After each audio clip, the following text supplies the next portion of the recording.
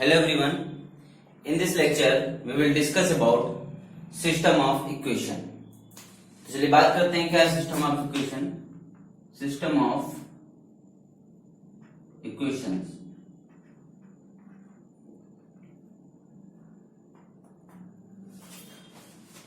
System of equation में ये दो कैटेगरी में डिवाइड है. एक है homogeneous x equal to 0 and एक है non homogeneous x equal to B form. जहां a क्या है, a n क्रॉस n की मैट्रिक्स है, x क्या है, वेक्टर है. a n क्रॉस n की मैट्रिक्स यानी कि a11 a12 and so on a1n a21 a22 and so on a2n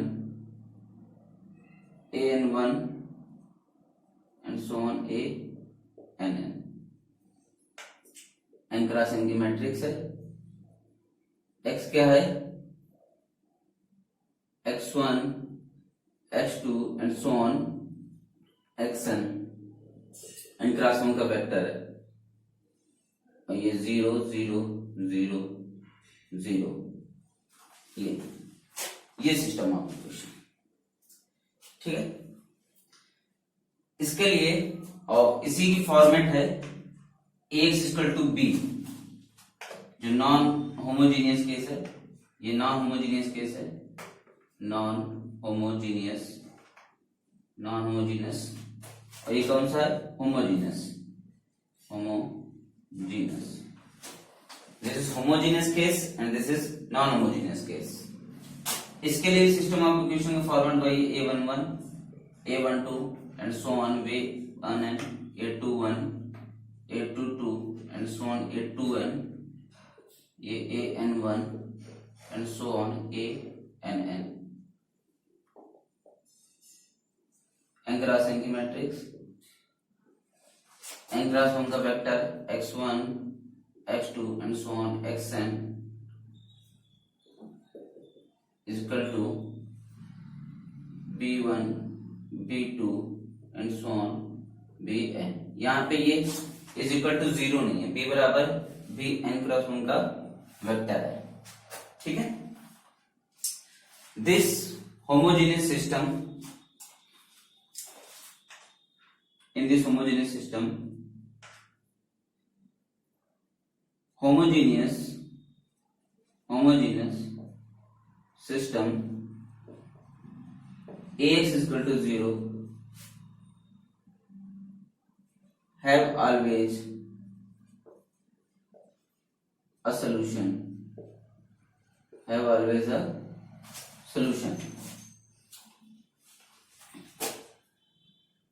0, 0, 0 is a trivial solution. क्या कहना चाह रहे हैं इसमें, होमोजीनियस सिस्टम ऑफ इक्वेशन जो होता है वो हमेशा कंसिस्टेंट होता है. क्यों? क्योंकि अगर इस इक्वेशन में हम x1 x2 xn अगर ये 0 वेक्टर लें तो ये हमेशा इसको सेटिस्फाइड करेगा. यानी कि ax बराबर 0 हमेशा सिस्टम ऑफ इक्वेशन सोल्यूशन देगा. जैसे एग्जांपल के तौर पे अगर हमने 3 क्रॉस 3 की मैट्रिक्स के लिए ले लें तो मान लीजिए हमने ले लिया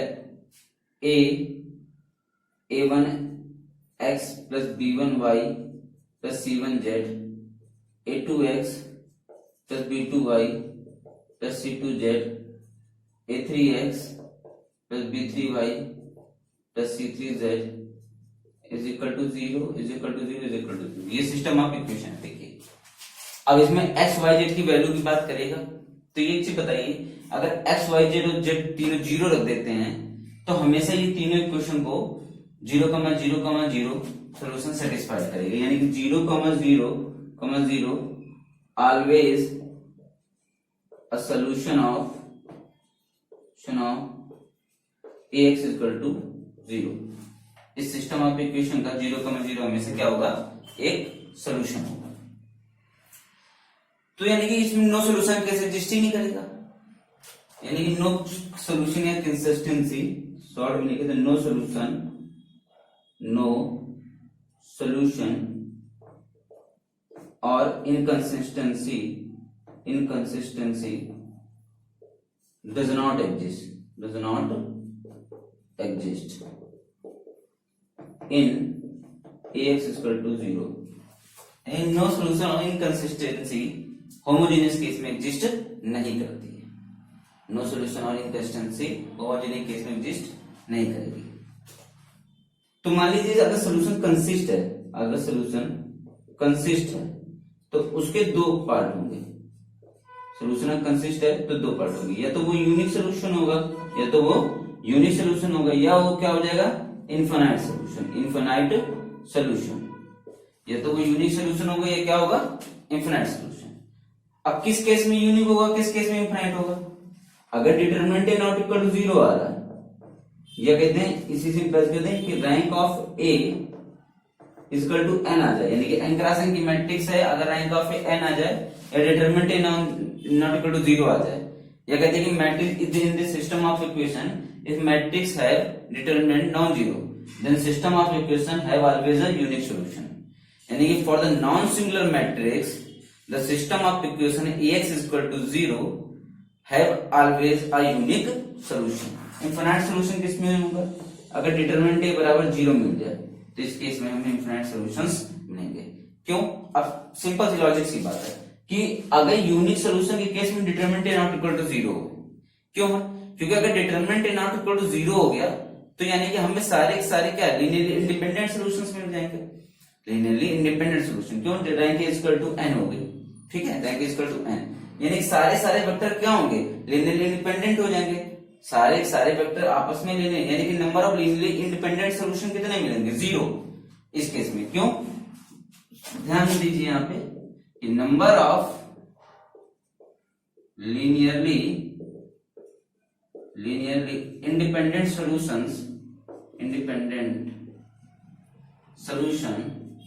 in ax is equal to 0, यानी होमोजेनियस सिस्टम ऑफ इक्वेशन में number of linearly independent solution कितने होते हैं? n minus r. अब देखिए जरा, अगर डिटरमिनेंट नॉट इक्वल टू 0 हो गया तो उसमें लीनियरली इंडिपेंडेंट सॉल्यूशन की बात हम करें कितने मिलेंगे? अगर system of equation unique solution है तो यानी कि डिटरमिनेंट नॉट इक्वल टू 0 है. सिंपल सी बात है. और डिटरमिनेंट नॉट इक्वल टू 0 इसका मतलब रैंक n होगी. So number of linearly independent solution n में, यहाँ n क्या है? जितने मैट्रिक्स है उसका ऑर्डर है और r रैंक है. और चूंकि डिटरमिनेंट नॉट इक्वल टू 0 इसका मतलब इसकी रैंक कितनी होगी? जितने मैट्रिक्स है जितना ऑर्डर होगा मैट्रिक्स का, तो ऑर्डर मैट्रिक्स n यानी कि 0. Number of linearly independent solution कितने मिले? 0 मिले उस केस में. ठीक है, यानी कि उस केस में हम कह देंगे कि क्या हो जाएगा? यूनिक सॉल्यूशन हो जाएगा. ठीक है, तो ये नोट करने वाला पॉइंट था, ये नोट कर लीजिए कि नंबर ऑफ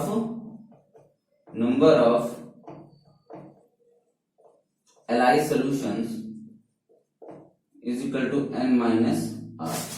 तो कौन कौन से पॉइंट इसमें याद रखने वाले? ये एक ये और एक ये 4 पॉइंट्स.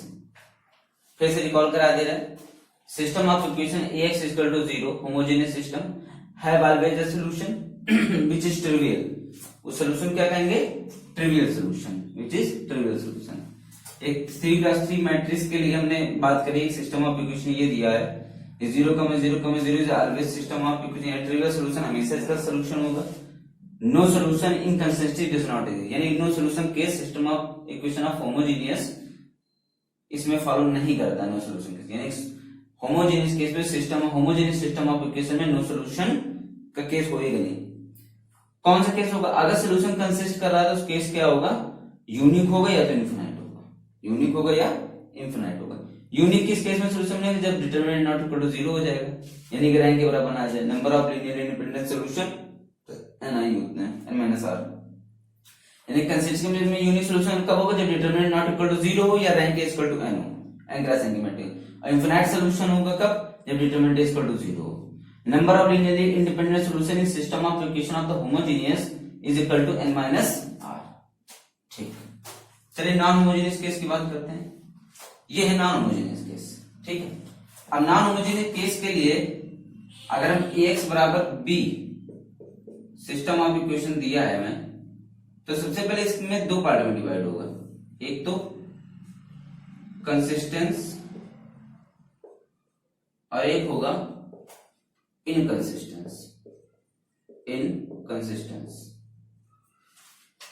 तो बात करते हैं कंसिस्टेंस कब होगा।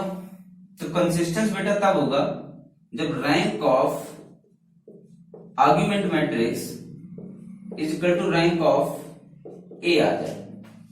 जब rank of argument matrix is equal to rank of A आ जाए तो सॉल्यूशन कंसिस्टेंट हो जाएगा। और इनकंसिस्टेंस कब होगा, जब rank of argument matrix is not equal to rank of A, तो क्या हो जाएगा, इनकंसिस्टेंट सॉल्यूशन। अब देखिए पहले कंसिस्टेंसी इनकंसिस्टेंसी पढ़ने का लॉजिक ही यही है कि जनरली क्या है, एक्स वाई जेड सोल्यूशन की आप बात कर रहे हो, सोल्यूशन निकालने के लिए आएगा तो आप इजीली निकाल लोगे, बट सोल्यूशन निकालने पहले हमें ये तो पता होना चाहिए सोल्यूशन है भी या नहीं है। तो सोल्यूशन अगर है तो कंसिस्टेंट सोल्यूशन हो जाएगा, कंसिस्टेंसी का पार्ट हो जाएगा, और सोल्यूशन नहीं है तो इनकंसिस्टेंसी का पार्ट हो जाएगा, यानी इनकंसिस्टेंसी या उसको नो सोल्यूशन भी कहते हैं या नो सोल्यूशन भी कहते हैं। अब होमोजेनियस केस में तो हमने जनरली बता दिया कि होमोजेनियस केस में नो सोल्यूशन केस होता ही नहीं, बट नॉन होमोजेनियस केस में होता है। अगर rank of argument matrix not equal to rank of A है तो नो सोल्यूशन हो जाएगा। तो ये तो पार्ट यहां से हट गया, खत्म। अगर नो सोल्यूशन मिल रहा है तो कोई बात ही नहीं, बस हमें ये चेक करना पड़ेगा non homogeneous system of equation है, उसकी आर्गुमेंट मैट्रिक्स की और उस मैट्रिक्स की रैंक दोनों इक्वल आ रही है तो क्या हो जाएगा, यानी कि rank of argument matrix equal to not equal to rank of A आ रहा है तो हम कहते हैं इनकंसिस्टेंट है।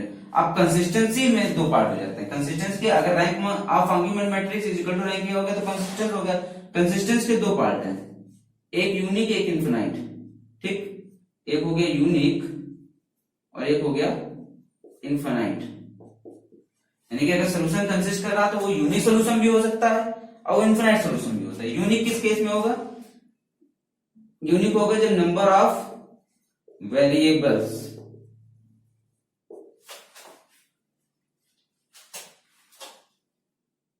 इज इक्वल टू, इसको ऐसे लिख देते हैं, यूनिक कब होगा, जब rank of argument matrix is equal to rank of A is equal to number of variables,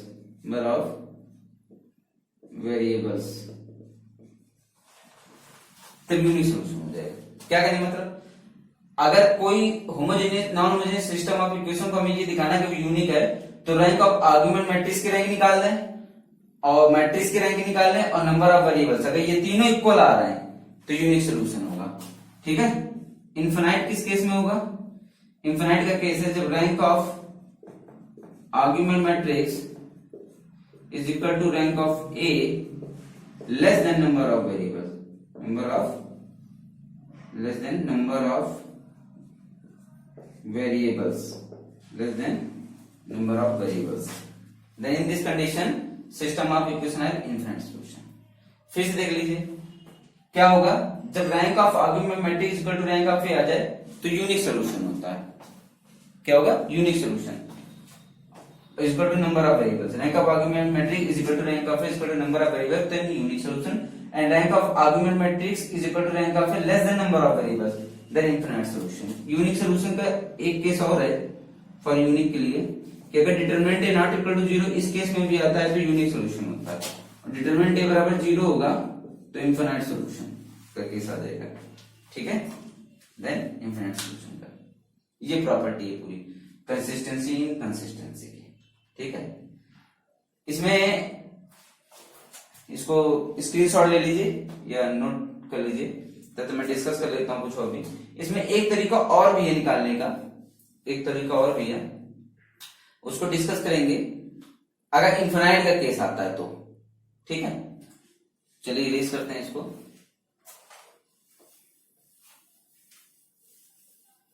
अब देखिए जरा, हमें सिस्टम ऑफ इक्वेशन जल्दी मान लीजिए ax बराबर 0 दिया, ax बराबर b दिया, ठीक है। तो ax बराबर b के लिए अगर हमको इस x y z की वैल्यू, x बराबर क्या है, x बराबर वही x y z, इन्हीं तीन के लिए हमें वैल्यू फाइंड करनी होती है।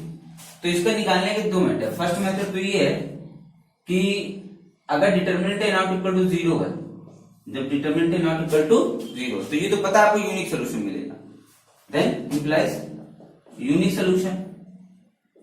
So in the case of unique solution, we can find with two methods. First, x is equal to a inverse b. x is equal to a inverse b. यानी कि अगर आपको x y z की value निकालनी है, यानी कि x vector के लिए, तो क्या करें, a मैट्रिक्स जो उसका इनवर्स निकालें और b से वेक्टर से मल्टीप्लाई कर दें, तो x बराबर a इनवर्स b, ये निकल जाएगा. Second method Cramer's rule.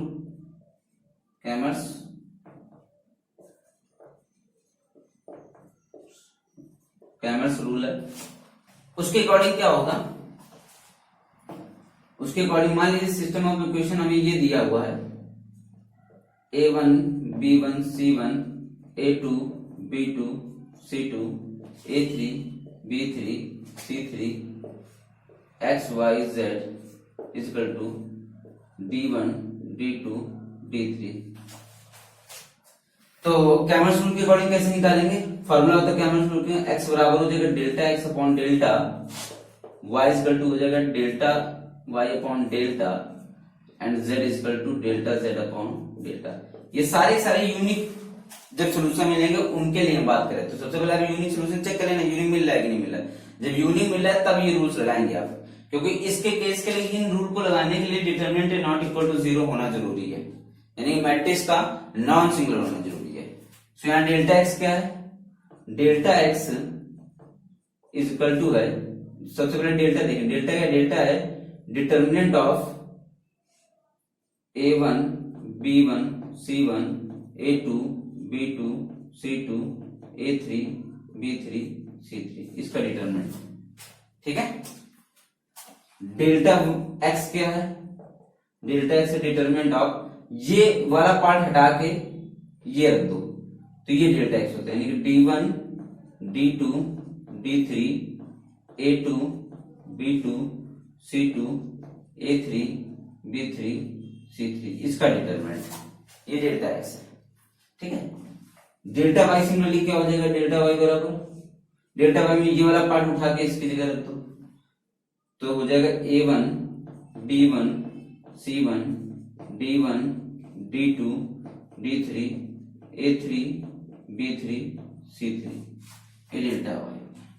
और डेल्टा z क्या हो जाएगा, डेल्टा z हो जाएगा इसकी जगह उठा के ये रख दो, यानी कि a1 b1 c1 a2 b2 c2 d1 d2 d3, इसका डिटरमिनेंट.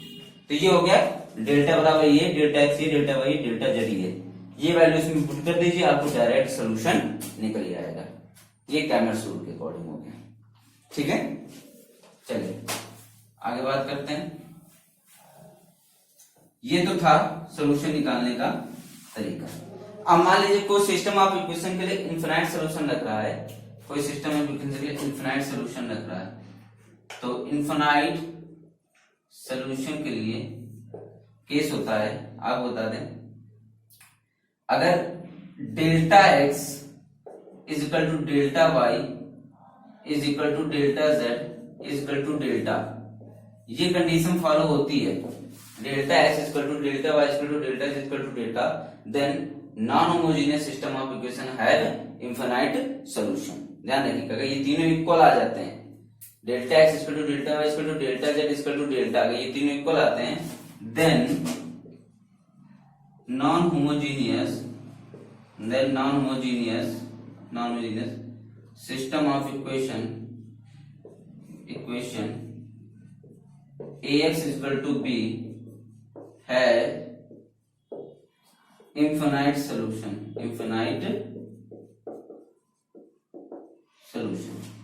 ठीक. अब नॉन होमोजेनियस केस ax बराबर b के लिए और homogeneous for ax is equal to 0, यानी homogeneous system of equation, number of Li solution is equal to n minus r, and for ax is equal to b, non homogeneous system of equation के लिए number of Li solutions is equal to n minus r plus 1, n minus r plus 1. ये होगा number of allies solution for non homogeneous system of equation. ठीक है, तो ये रही पूरी इसकी थ्योरी। चलिए, ये था पूरा इसका थ्योरी का पार्ट। इसी थ्योरी के अकॉर्डिंग सारी प्रॉब्लम्स होंगी सिस्टम ऑफ इक्वेशन की।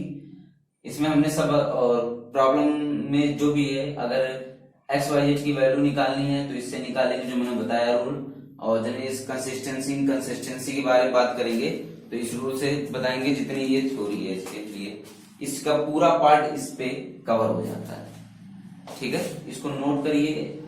Thank you for watching this video.